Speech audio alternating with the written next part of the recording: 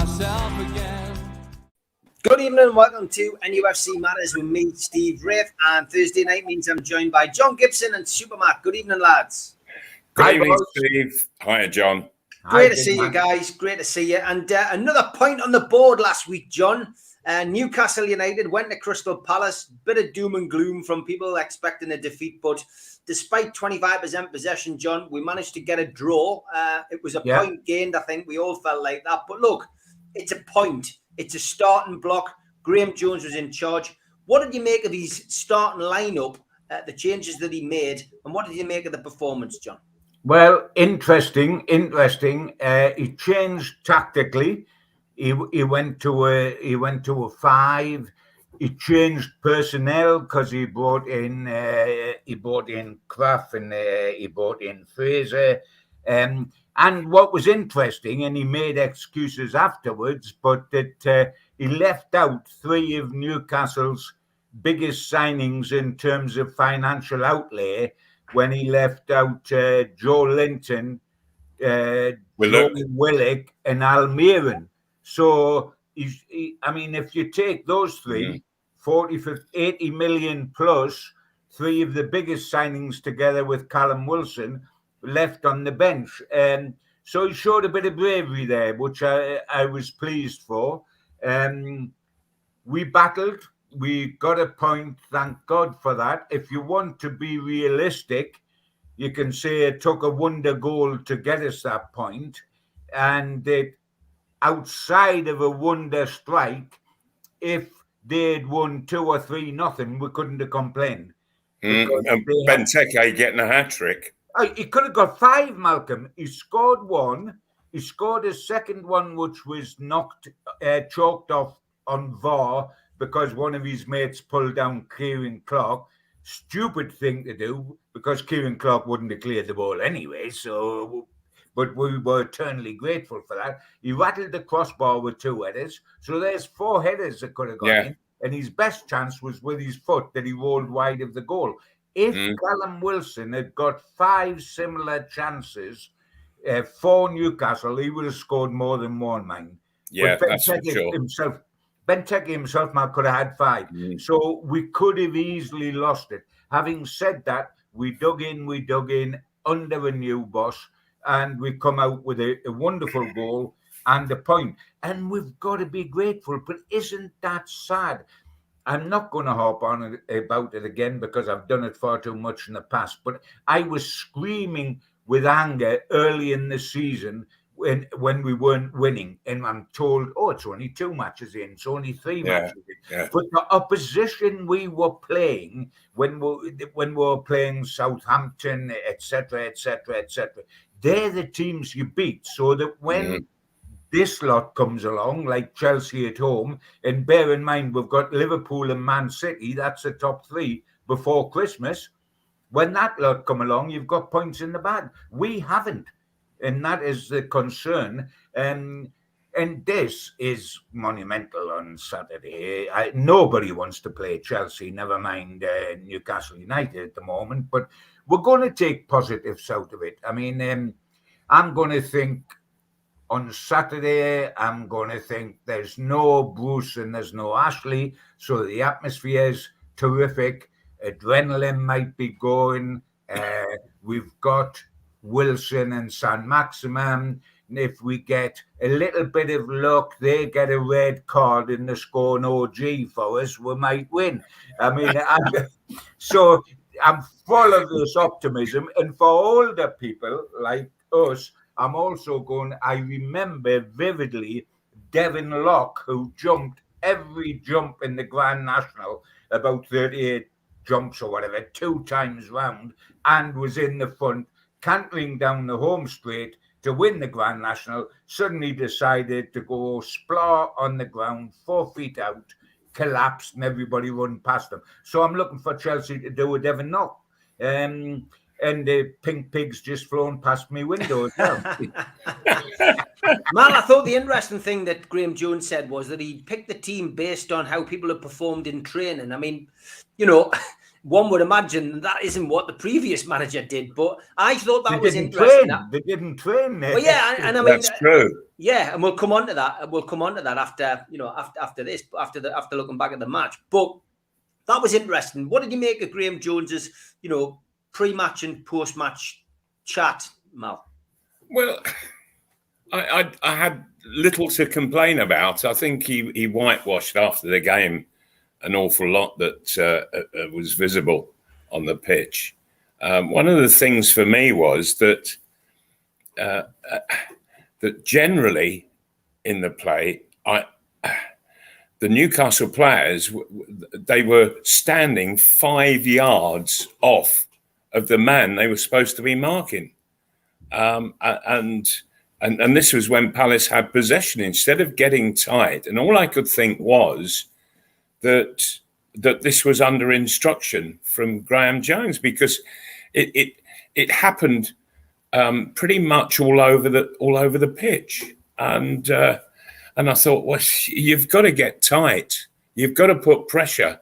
They were making it too easy for Palace just to knock the ball around. Hence, Newcastle only got a very low percentage, less than a quarter in the game.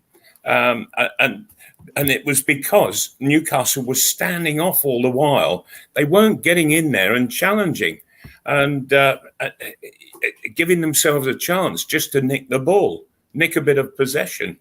And I found that very strange indeed. And really, it was way too easy for Palace to just go from one end of the pitch to the other in possession of the ball. There was no real pressure on them whatsoever. And all I could think was, are we trying to lull them into a sense of security and catch them with a bit of a surprise? But the surprise never came, of course. And there were one or two players, I'm afraid, just didn't materialise out there. Fraser, for one. That surprised me because ultimately, he hasn't performed great. He hasn't had much of a chance, to be fair, under Steve Bruce. And yeah, I mean, when you're given that opportunity, Mal, you seize it with both hands, don't you? Well, you should do, yeah. Can you tell me what position he was playing? Because I couldn't work it out. Yeah, good question. Good question. Yeah, I know what you mean. I mean, look, he didn't grab the opportunity, and I'm sure what we'll see, I would imagine, is some kind of change for the game against Chelsea. You would imagine anyway. Yeah. I mean, when Graham Jones said about that he made his selection on what he had seen in recent training, it surprised me a little because there are very good trainers and not so good trainers. And quite often you find that the not such good trainers are those that can really turn it on the pitch. A perfect example, Malcolm, was Tony Green, wasn't he? Absolutely, yeah. Didn't look good in training, but was terrific on match day. I've got to think what Graham Jones meant, because I want to stay positive as opposed to negative, that he perhaps didn't explain as well, is not just how they physically train, but the attitude of the player in training. Somebody that wants it, somebody that'll run through a brick wall, and somebody that's just jocking it up. Yeah, I accept that, John. I've got to hope that that's what he was referring to when he said, I mean, you've touched on something that really bothered me, Malcolm, and that was Fraser, because this guy has got talent, but he frustrates the life out of me. Now, he saves it up for when he's wearing a Scottish shirt. Oh, he's fantastic at international level, lads. He is. And by the way, in a very average international side, it's not as if he could showboat. Scotland are a very average international side, but he plays well. When he was at Bournemouth, he played well feeding Wilson. Now, people will say in his defence that he played out of position because he was playing as a 10. What was he playing down at Palace? He certainly wasn't playing as a winger, which is what he played to Wilson. I saw no position in his play. No. But what bothers me Marlon, what bothers me about Fraser, I was very interested, Steve, to see Fraser because I thought this guy's got something. He hasn't had a lot of incentive to play with under Brucey, a bit like Dwight Gale. So he suddenly gets a chance, he starts, and he'll fly out the blocks and he'll look good. He had next to no touches. He did nothing in the game, and he was subbed. And I'm beginning to think, even for a free transfer, he's a costly signing, man, because he ain't doing anything and he's picking up wages. And quite frankly, this weekend, when loads of players are available that didn't start down there, and I think 9/10 of them will make absolutely no difference whatsoever because they're basically not good enough. But I would play Almiron before I would play Fraser against Chelsea, because if we only got 25% of the ball against Palace, who were only about 4 or 5 places above us, what percentage of the ball, guys, are we going to get against Chelsea, who play so well out of the back through a fluid midfield and a forward line that mix it up? We're going to have no percentage at all. So when we win the ball back close to our own goal, and by the way, this is what we were criminal at Palace for me, when we did get the ball, we give it away far too easily. We sacrificed the ball when we had it, and we can't do that against Chelsea. And my hope is that if you had somebody like Almiron in and we pick up the ball deep, we've got to have legs to take it forward, to connect with Wilson, etc. And the one thing he's got, and we know what he hasn't got, but the one thing he's got, Almiron, is legs. He will run from the edge of our penalty area towards the edge of theirs. And that might be something that's needed against Chelsea. But disappointed as I can be with Fraser. Sure. Got to say that. There is another point I would make, and that is that I think Kieran Clark has been a great pro, not just for Newcastle, but over his career. Great pro at international level as well. He's looking shocking at the moment. Oh, isn't he, Malcolm? He's looking unbalanced. He's looking as if he can just be pushed around like a lightweight, and he's not showing the things that have made him an accomplished player. He's not getting the ball. He's not passing it, and I think what is going on when a good, honest pro like Kieran Clark is looking like a right duffer. I think confidence, Malcolm, has got to be so low in individuals at the moment with the way they've had to play. I mean, I look at the middle three in a 5, and there's about 6 players that we can pick from, with Lascelles, Fernandez, Clark, Shaw, Kraft was in there, and it's much of a muchness. I am at the stage where I don't really care who the 3 are out of the 6, because there's still holes in the defence, because we haven't got a standout centre-back now. And Steve Bruce went on about that for the 2 years that he was here, but he didn't do anything about it. We didn't sign anybody. No. And really, that is, I think you could bring Pep Guardiola into Newcastle between now and January the 1st and get him working with what is at our disposal at the moment, and he would struggle to make a fist of it, mine, because we haven't. I would think he had landed on another planet, John. Oh, he's not planet football anyway, mate. That's true. The 2 things I would like, guys, and this might be a little bit fancy at the moment, but knowing how fragile we are and how limited people we have at our disposal, I would like the forgotten men that have been missing to suddenly not be missing and be available to us. And I'm talking about Dubravka in goal, because for me he's better than Dollo and he's better than Woodman, and he produces confidence for those in front of him. And I would like the best defender in the club, Paul Dummett, to be available to play in the back. He actually enjoys defending, Malcolm, as you know. Oh, he does. Absolutely, like Frank Clark did. Aye, and you look at other players and they don't look as if they enjoy it. Shaw, for example, has got an awful lot about him. He's great on the ball. He'll come out from the back, He'll try to knock it into people, etc., etc. Mm. But he's a walking mistake. I watched him in the Euros for Switzerland and for us. In every match, he will make a mammoth lick, and they will have a goal-scoring opportunity. Yeah, he'll get caught at the back. Yeah, he's a trip over. He's a walking mistake, Mal. He's a walking mistake. So I would love to. The only thing that I think would help us at the back is Dubrovka and Dummett. Mm-hmm. Yeah, I would agree. And I still will go back to Lascelles. I still think Lascelles is a problem in the defence, in as much that he doesn't want to get really pushed forward and get as far away from the goal as possible. He prefers to hang back, and he wants to have centre halves behind him because he's got no confidence in himself at all. And so Newcastle, they play in such a stretched out fashion because the back line isn't pushing up because of Lascelles. Then and therefore the midfield, to get in contact with the back four or back line, they have to drop off. And that means that Wilson is completely on his own up front with no support at all, hardly.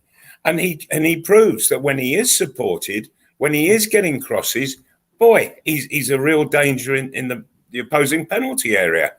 Absolutely. But if you've got somebody like Lascelles holding back the back line and therefore the middle line, somebody like Wilson, he might as well just lean against a post and puff a cigar.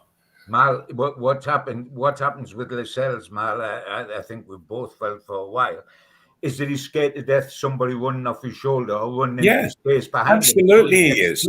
Deeper, right. But he's pulling other people into positions that they don't want to play because it's not right.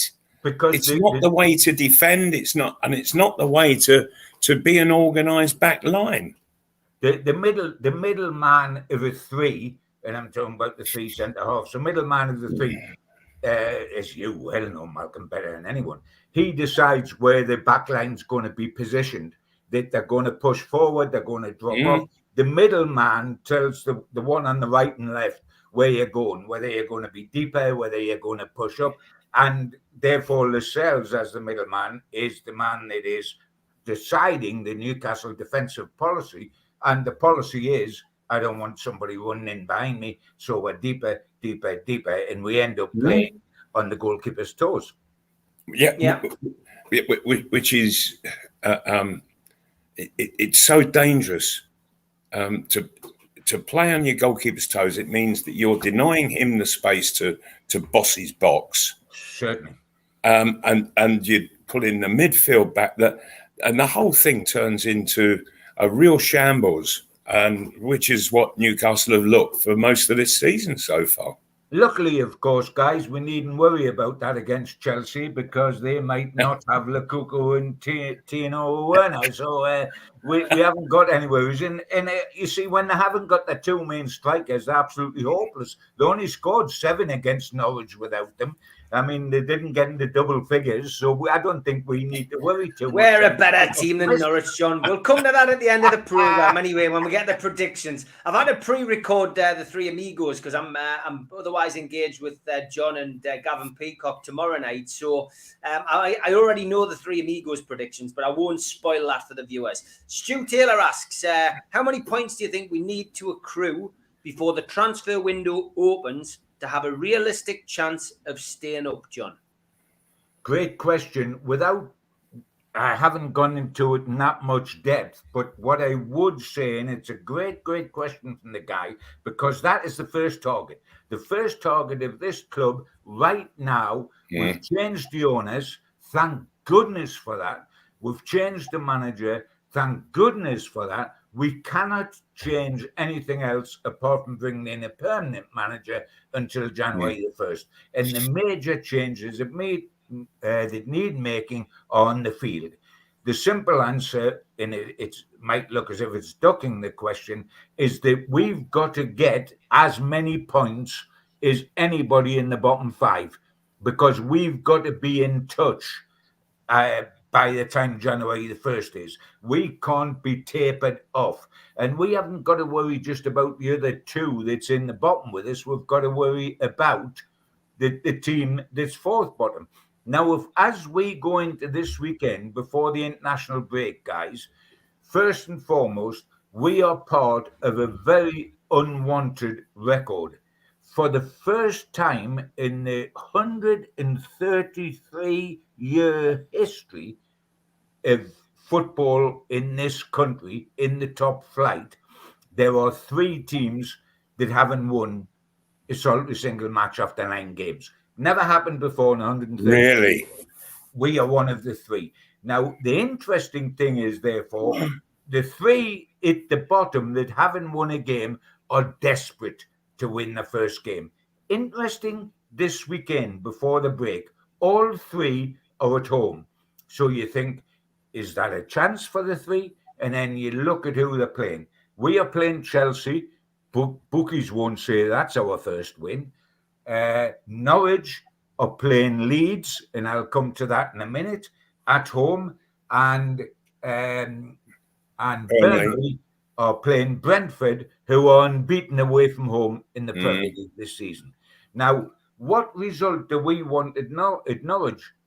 Because Norwich are absolutely hopeless. They're dead in the water. But if Leeds get only their second win of the season, and then the second season syndrome, without a shadow of doubt, but if they win at Norwich, they're 3 points ahead of us. They go 6 points ahead of us if we lose to Chelsea, as people anticipate, with a fortnight's break.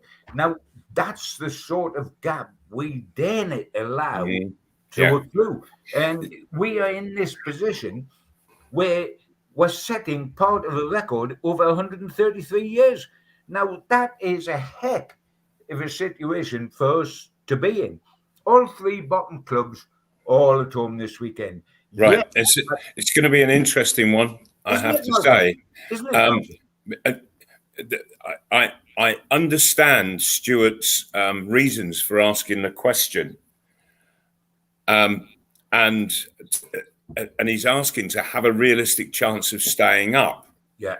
There's more to this than he realizes, or at least he's not mentioned it.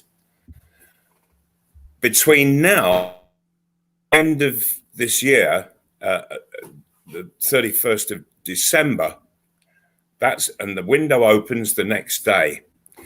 Newcastle United move to give the feeling to possible players coming in that we're worthwhile. They won't come in if we're tailed off, Mal. That's right. If we're still in the bottom 3, in all honesty, would either of you guys, would you sign for a Premiership club halfway through the season that was in the bottom 3? No, only if I was hopeless and going to get a big wage. Right. So you get hopeless players in. Yeah, you're right. That's what happens. Yeah. And gee whiz, we've seen enough of those come in over the past few years. And what worries you, Malcolm? What worries you when you look at the games we've got to accrue the points that Stuart's on about? Because, for example, we'll play all 3 of the top sides: Chelsea, Man City, and Liverpool. Do you know? We play Leicester, we play Arsenal, we play Brentford, we play Brighton. The only 2 matches that look winnable to me, almost nailed on, are Norwich and Burnley. Norwich and Burnley, and they're consecutive home games. Yep. At the end of November and beginning of December, and must be 6 points, Malcolm. Got to be 6 points, but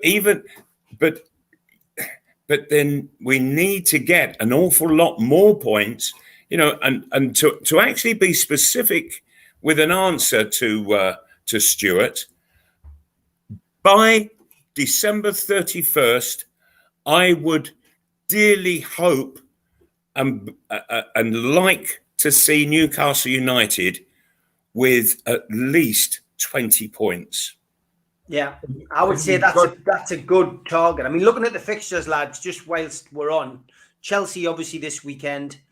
Brighton away, Brentford at home, Arsenal away, Norwich at home, which is a key game, Burnley at home, which is a key game, Leicester away, then we're into the December period now, Liverpool away, Man City at home, Man United at home, and then Southampton away on the first game of the new year on the 2nd of January. I mean, I didn't actually realise it was that easy, Steve. I'm heartened. We then got Watford. We then got a break. We have then got a break because it's FA Cup weekend, and then we've got Watford at home. We've got who's just gone to Rafa and won 5-2, by the way. But we've got 4 points out of 27, haven't we, at the moment? So we've obviously set a standard where we're going to cruise it. I mean, being serious, we're going to get lifts out of the changes that have happened behind the scenes. We're going to, please God, get organisation. We're going to get a new manager who might well and will be in well before January the 1st, but we're stuck with the same personnel. We cannot get a lift off the pitch. And heaven forbid, and I'm actually not going to go down this route because we're going to depress ourselves, and we've had enough of depression under the old regime. But if we can't keep Callum Wilson and Sam Maximum fit during this period, then goodness gracious, are we in trouble. And I know Sam Maximum did nothing at Palace, but he still remains a major hope during all this, and Wilson is the goal scorer. We've got to have them available for every game between now and January the 1st to keep us in touch, because the idea of playing these games without those two frightens me to death. Okay, there's some Maximin. He is the icing on the cake. He can't be the cake itself. And I think that's what some people are expecting, particularly some of his some of the players that he's with. And he's the icing, not the cake itself.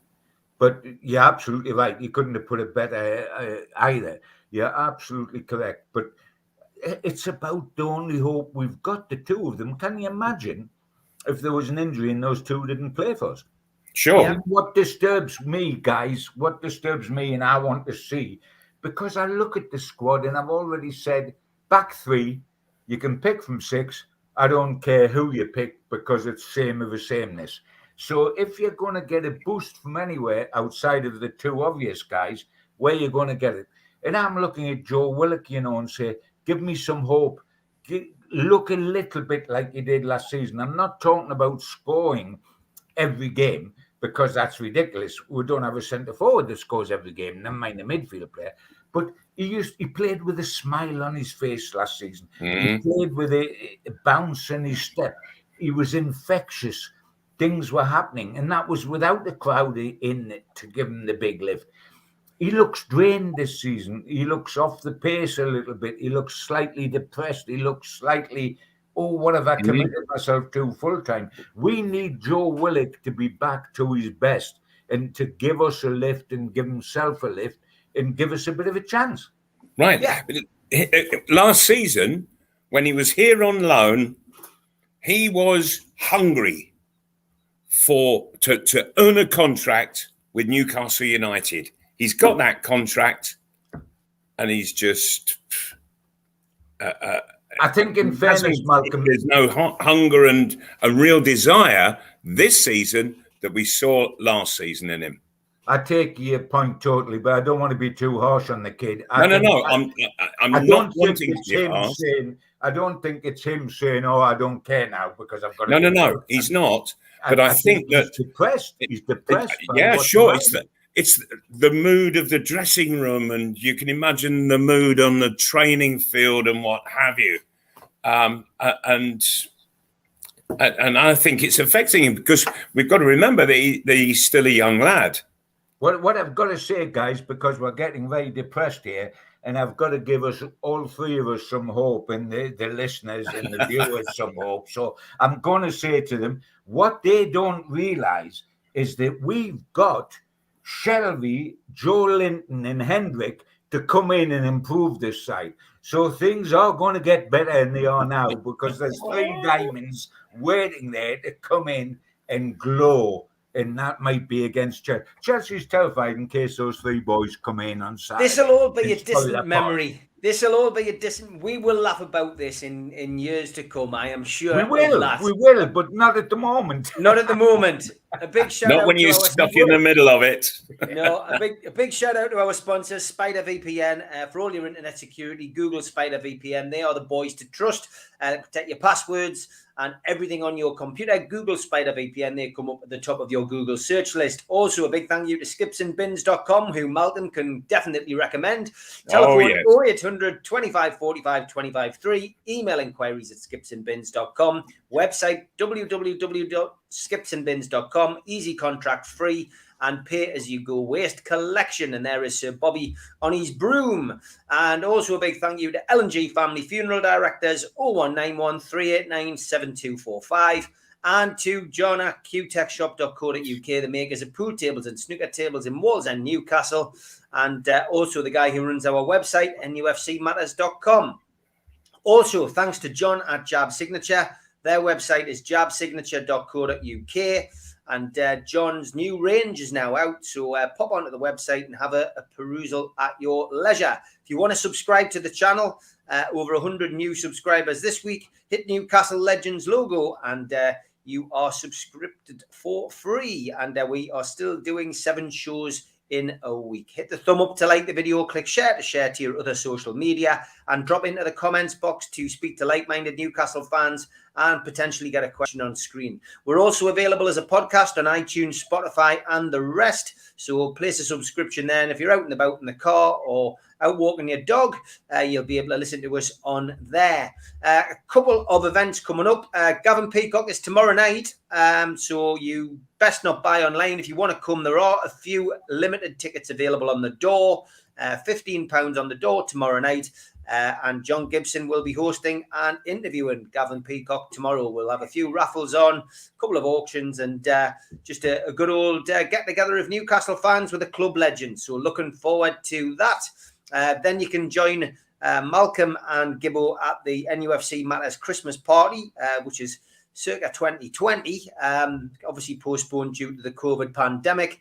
But the guys are on stage. All proceeds for that are going to the food bank. Should be a cracking night. Tickets are £12. And last but by no means least, an evening with Peter Beardsley. And that takes place on the 26th of November. Gibbo will be the host on that one as well, interviewing Peter at the Tyneside Irish Centre. All tickets for all events are available at newcastlelegends.com and simply click shop. The only other one to give you a shout about is this one, which is myself and Malcolm will be doing another talk in for the food bank on the 9th of December, and that is at Bobix in Jesmond. Tickets for that are selling quickly. It's only a small venue, only holds 50 people, and all proceeds go into the food bank on that one. Bobix.com is where to buy your tickets. Don't forget the Matchday Bucket is operational 365 days a year for the food bank. To make a cyber donation, click nufcfansfoodbank.co.uk and you can enter into the raffle to win this watch. The draw for that hasn't been confirmed yet. And we've also got a pair of Peter Beardsley trainers up for grabs for the food bank. nufcfansfoodbank.co.uk is where you purchase your tickets for that. £1 a ticket, custom-made trainers to your size, signed by Peter Beardsley. And the winner will be drawn on the 26th of November at the Peter Beardsley event. All proceeds again going to food bank. And thank you to I Am The Renovation for providing those trainers for auction. The Three Amigos, as I mentioned earlier, is a pre-record. We are on tomorrow night at 6 o'clock. And it'll be an hour and a half. We pre-recorded it today. So tune in to that. Me, Mitch and Steve Hasty putting the world to rights. And all your usual favourites on there as well. And speaking of Peter Beardsley, lads, I did happen to pop down to see Peter today, doing his soccer school down at Kingston Park. Great to see him, and great to see the youngsters turning up in Newcastle strips, John, which I banged on about for a while now because of the Ashley era and us losing a decade of of supporters going to Liverpool, Chelsea, Arsenal, Man United, Man City, whatever, and youngsters running around in Barcelona tops with Messi on. Out of the kids who were down there today, there was about 12 of them had the brand new Newcastle top on, and already we're seeing an effect, John. Fabulous. Yes, and if we have sounded a little bit in the first half of the show downbeat, apprehensive, it's only about the personnel that's here right at this moment. We know that the future of this club looks better than it's looked in an awful long while. We are optimistic. We have new owners. We will have a new manager, and we will have some new players to go with the decent ones that will be retained. The future of this club, I've got no doubt about. What I want to happen is us to remain in the Premier League this season and not have a new manager having to start in the Championship next season. But this club has greater hope than it's had in the last 14 years. And for that, we're eternally grateful. And I think we're going to go in the one direction, despite the fact that everybody else in the country has suddenly disliked Newcastle. Have you noticed, guys, how everybody liked Newcastle United, the rest of the country I'm talking about, when we've just fought relegation season after season after season after season? They wished us to stay up because we had big crowds when they come up here. We also give them 3 points. They wished us to stay up. They wished us all the best. Now they want us to go down because we've got owners that might actually spend something. We might actually show a modicum of ambition. So now, having spent 14 years commiserating with us and saying, we hope you stay up, isn't it awful? You Geordies are lovely, you support failure. All of a sudden now, we're the fat cats that everybody wants to see sung. I tell you what I can stick with. I can stick with jealousy. I can stick with a green-eyed monster if they're giving us a chance. And I'm optimistic long-term.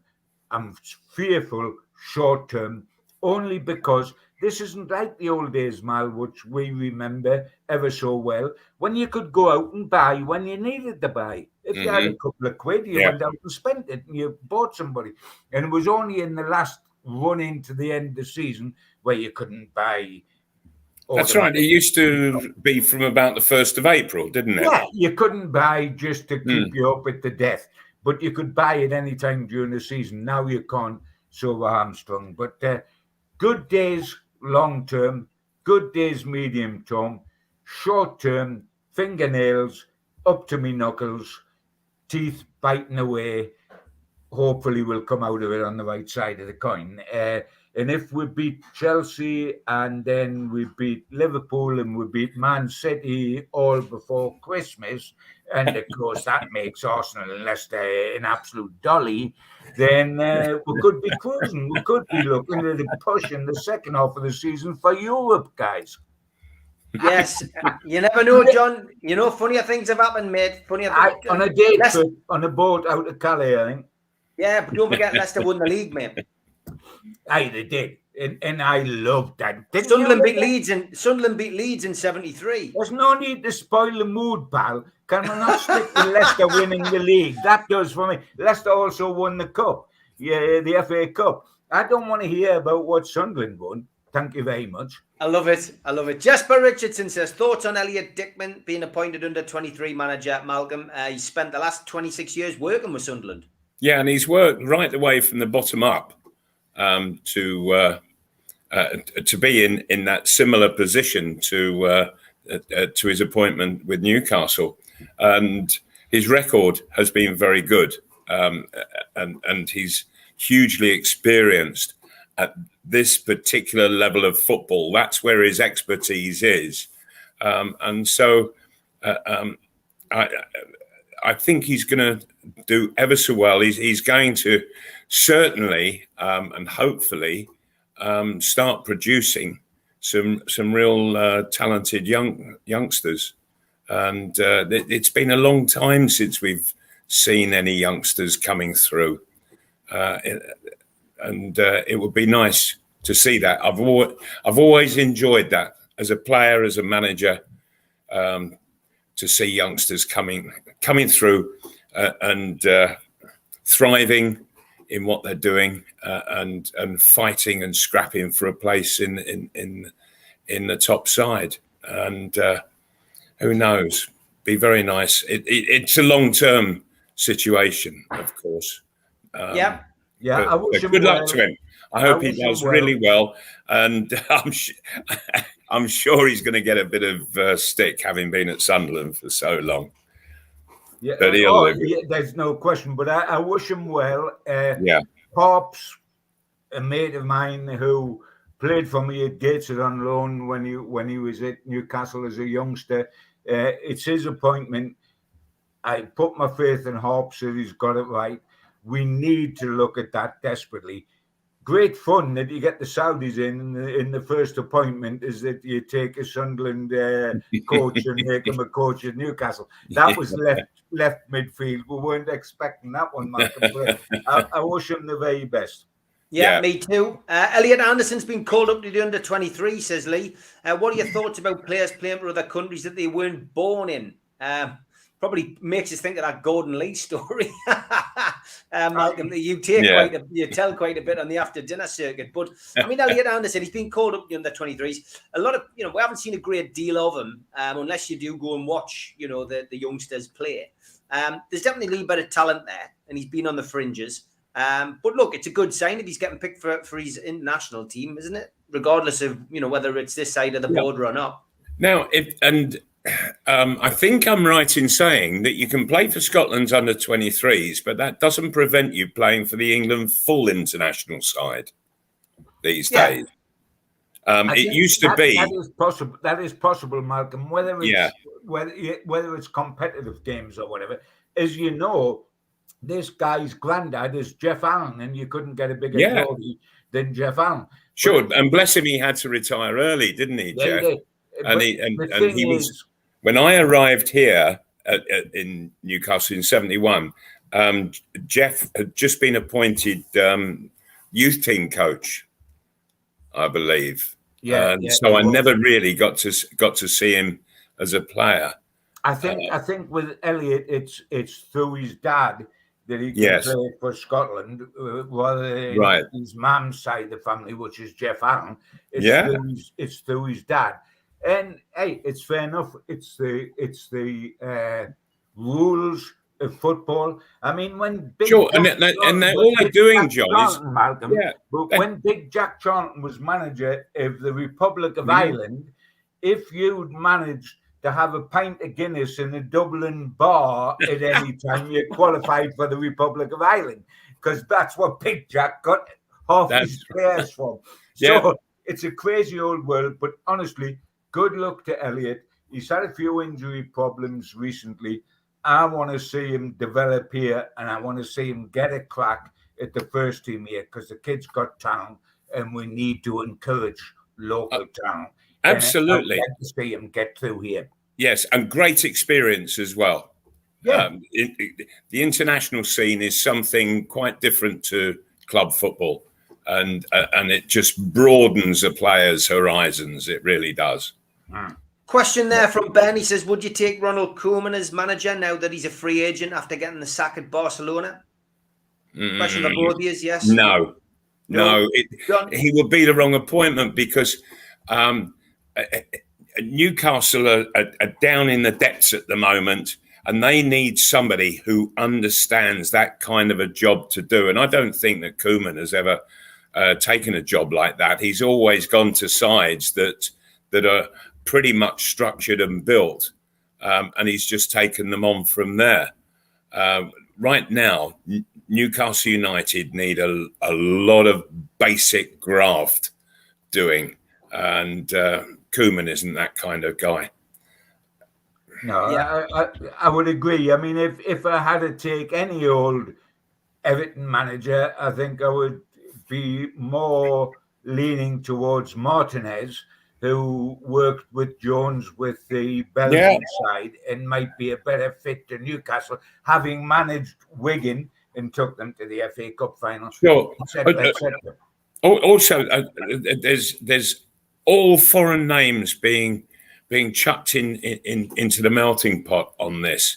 But the situation that Newcastle are in, I just feel that it needs somebody who really understands and has experienced the Premier League and what job really lies in store over the next 2 or 3 seasons.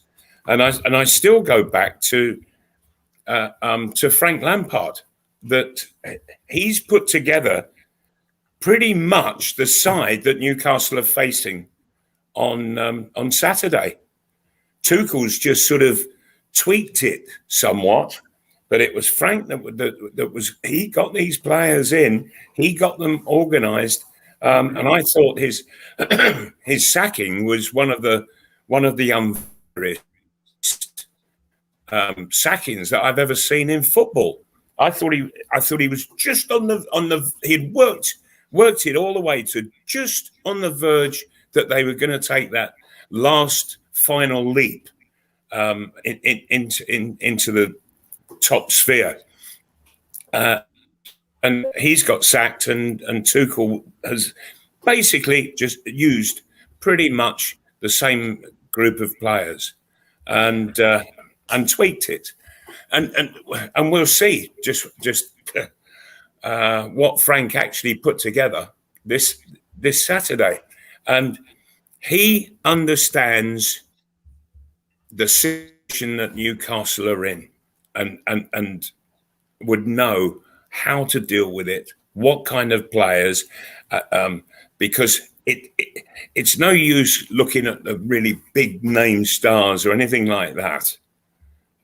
What you need are good, down-to-earth, honest grafters who are really going to fight and battle to just get up each level. We've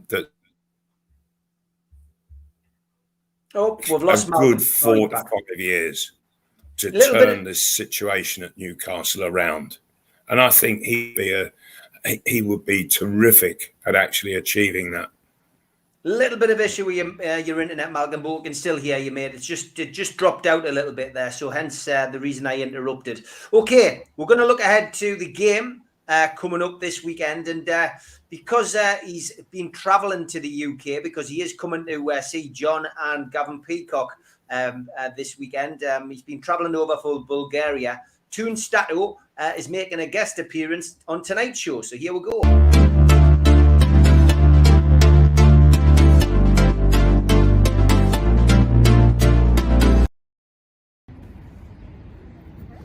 Hello amigos and cheers from Edinburgh. I'm on my way to Newcastle for the game tomorrow. Game against Chelsea, when you think about it, the last time Newcastle won at St. James's Park with 52,000 people in was something like 2 years ago against Chelsea in January 2020. Since then we haven't won a game. I don't count the game against Sheffield United in May when you had 10,000 people in. So let's see if the wait is over tomorrow. As it was 2 years back, I'll be at the stadium. Chelsea are looking for their 4th consecutive win, which is going to be the 2nd time that they do it under Tuchel. The previous time was in February, and their 4th win came against Newcastle.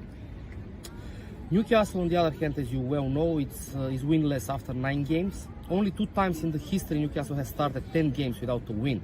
In 1898 and in 2018, 120 years later. The funny thing is that both times Newcastle didn't get relegated.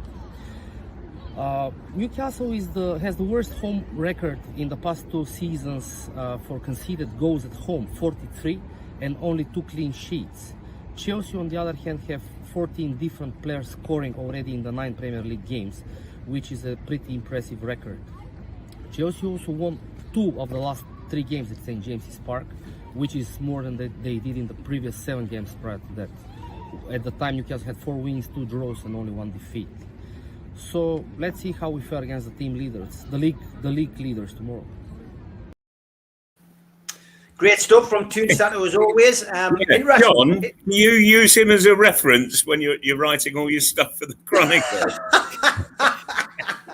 I tell you what, the lad is talented. He doesn't read any books. He's just got that up the top of his head, John. Yeah, good for him. Come on, you Stato. He didn't have any notes or anything, did he?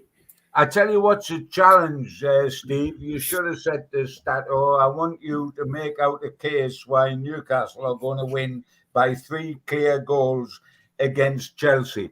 And if we did that well, then we can forget about Graham Jones and just show that in the dressing room before the game on Saturday afternoon. But there we go. Nice to see the guys trotting back up here. And as we know, Steve, Gavin Peacock's going to be, when I was talking to him this week about us doing your gig, he was on about how thrilled he is that he's going to be at the match on Saturday. It's his 2 old clubs, Newcastle and Chelsea. He was here at the start of the Entertainers, played in the FA Cup final for Chelsea. So it's a marvellous game for him coming over for Canada. But it's a marvellous game for Amanda. It's a marvellous game for Graham Jones. It's a marvellous game for the players and for the fans. But it's only a marvellous game if you get the right result. Yeah, you say a marvellous game. I just wonder how the players are feeling in the dressing room and during the week at the training ground. It's one hell of a task that they face, but it's of their own doing, Malcolm. It's their own doing. Absolutely, but it's a great challenge. It's a great challenge, and I'm looking to see who picks the cudgel up and is prepared to run with it and really go for it. I just thought that they were all too nervy against Crystal Palace. Got to be positive in a situation like this. You can't stand off Chelsea. You've got to tighten them down all the while. You see how they're feeling? They're probably knackered. They've been training 5 days this week, so that's probably how they're feeling. They're not used to that. Give us a quick prediction, then, John. Oh dear. Isn't it an awful one? Newcastle to lose. Not because I want them to, but because they're not good enough for this particular team. I pray that I'm wrong. I pray that Chelsea do a Devon Locke. I pray that Chelsea have a man sent off. I pray that Chelsea score 2 own goals. I pray that we therefore win. But the idea of Newcastle keeping a clean sheet and scoring a solitary goal to beat them can always happen in a 2-horse race. But I'm sorry, even with my heart, never mind my head, I can't see this is a game too far for Newcastle. I honestly got to say that. And I think most Newcastle fans, Stephen, and I know that you and the 3 amigos might feel very different, and God bless you for that optimism. I love optimists. I mean, you guys, as you were walking up to the gallows, would believe that the noose would snap, you know. So, and once in a million years it will. And this weekend's that million years. 2-2 draw, I reckon. Mal, what about you? At the very beginning of the season, before a ball was kicked, I nominated Chelsea to win the title, and nothing that I have seen is going to cause me to change my mind on that. I think they're a super footballing outfit in all departments, and it breaks my heart because I'm a Fulham fan as a kid, and Chelsea were the Sunderland to Newcastle down in West London, and I used to go and watch Chelsea regularly because they would play on the alternate weekend to Fulham, but I vowed as a youngster that I would never ever put a penny through the turnstiles, and so I bunked in on about, I would reckon, 150 times. Brilliant. And I can assure you, this is breaking my heart because for me as a Fulham supporter, being as kind as I am to Chelsea, oh my dear, I don't think I'll ever recover, to be honest.